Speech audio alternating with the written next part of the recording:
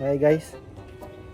So dahil nga palagi kong nadadaanan tong itong dike dito. So dahil nga trending ngayon yung mga dike tsaka yung flood control. Pakita ko sa inyo yung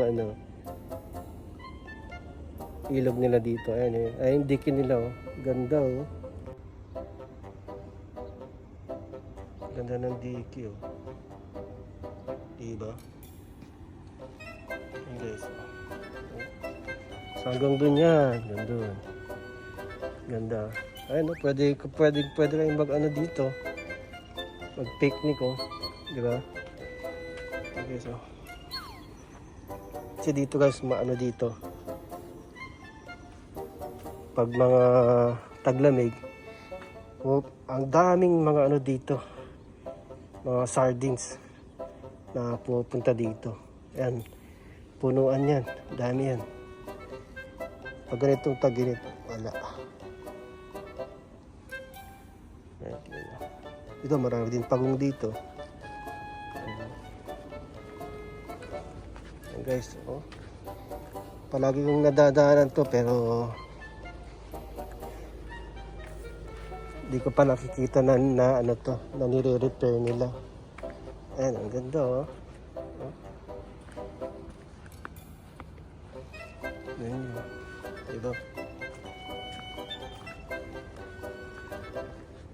Sana ganito yung gawin nila.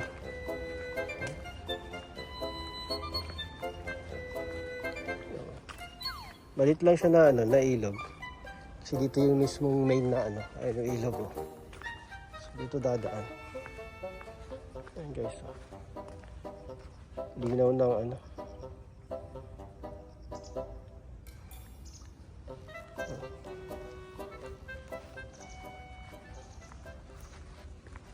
ganda.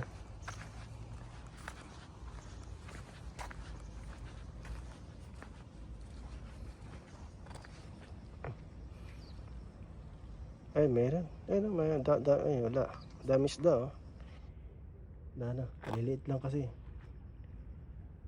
Pero pag high tide, yan. Maraming mga yung mga karpa dito. Ayun, oh. Tara guys, oh.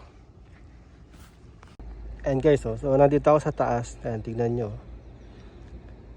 Ganda ng pagkakagawa nila oh. Talagang di nila tinipid oh. Oh, ganda niyan, ganda. Diba?